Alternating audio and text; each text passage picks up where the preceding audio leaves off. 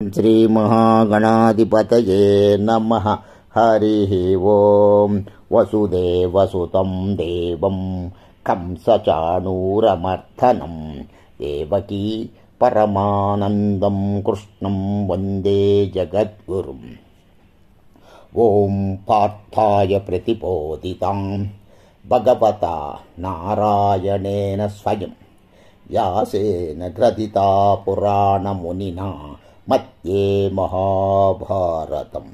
అద్వైతామృతవర్షిణీం భగవతీం అష్టాదశాధ్యాయినీం అంబా త్వామనుసంధతామి భగవద్గీతే భగవద్వేషిణీం.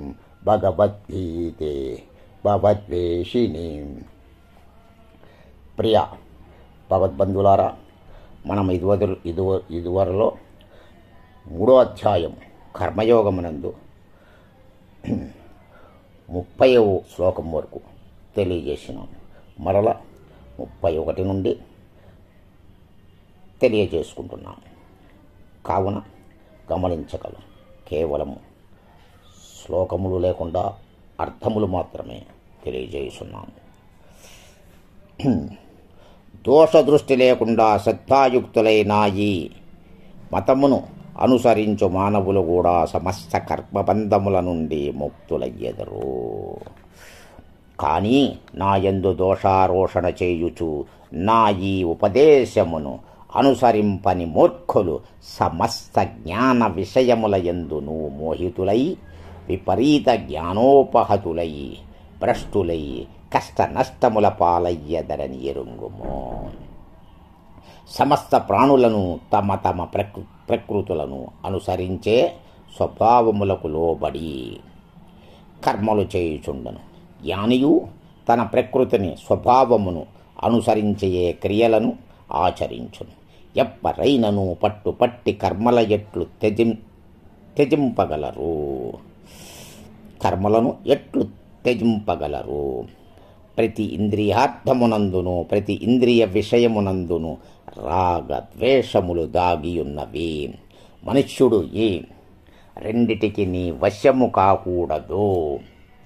ఏమనగా ఈ రెండే మానవుని శ్రేయస్సునకు విఘ్నకారకములు, మహాశత్రువులు. పరధర్మమునందు ఎన్నో సుగుణములు ఉన్నను, స్వధర్మమునందు అంతగా సుగుణములు లేకున్నను చక్కగా అనుష్ఠింపబడు ఆ పరధర్మముల కంటెను స్వధర్మాచరణమే ఉత్తమము. స్వధర్మాచరణమునందు మరణించుటయు శ్రేయస్కరమే. పరధర్మాచరణమును భయాపహము. అర్జునుడు పలికెను, ఓ కృష్ణ, మానవుడు తనకు ఇష్టము లేకున్నను ఇతరుల బలవంతము చేసినట్లుగా దేని ప్రభావముచే ప్రేరేతుడై పాపములను చేయుచుండును. భగవానుడు పలికెను, రజోగుణముల నుండి ఉత్పన్నమగునదే కామము. ఇదియే కామ క్రోధ రూపమును దాల్చును. ఇది మహాశనము. భోగానుభవములతో ఇది చల్లారునది కాదు. పైగా అంతులేని పాపకర్మ చరణములకు ఇది ఏ ప్రేరకము. కనుక ఈ విషయమున దీనిని పరమశత్రువుగా ఎరుంగుము. పొగచే అగ్నియు, ధూళిచే అద్దము, మావిచే గర్భము కప్పివేయబడునట్లు జ్ఞానము కామముచే ఆవృతమై ఉండును. ఓ అర్జున, కామము అగ్నితో సమానమైనది, అగ్ని వంటిది. అది ఎన్నటికి చల్లారదు. జ్ఞానులకు అది నిత్యవైరి. అది మనుష్యుని జ్ఞానమును కప్పివేయుచుండును. ఇంద్రియములు, మనస్సు, బుద్ధి ఈ కామమునకు నివాస స్థానములు. ఈ కామము మనోబుద్ధీంద్రియముల ద్వారా జ్ఞానమును కప్పివేసి జీవాత్మను మోహితునిగా చేయును. కావున ఓ అర్జున, మొదట ఇంద్రియములను వశపరుచుకునుము. పిదప జ్ఞాన విజ్ఞానములను నశింపజేయునట్టి మహాపాపి అయిన ఈ కామమును అవశ్యముగా సర్వశక్తుల నుండి రూపుమాపుము. స్థూల శరీరము కంటెను ఇంద్రియములు బలీయములు, సూక్ష్మములు శ్రేష్టములు అని పేర్కొందురు.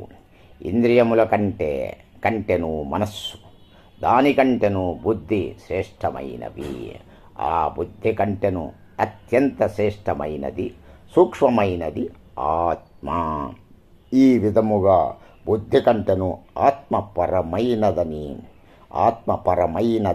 అనగా సూక్ష్మము, బలీయము, మిక్కిలి శ్రేష్టము అయినదని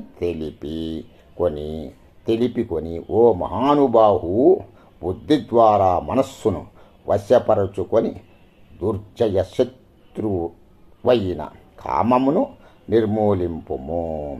ఓం తస్సదితి శ్రీమద్భగవద్గీత ఉపనిషత్సు బ్రహ్మ విద్యాయాం యోగశాస్త్రే శ్రీకృష్ణార్జున సంవాదే కర్మయోగో నామ ద్వితీయో అధ్యాయం సమాప్తం.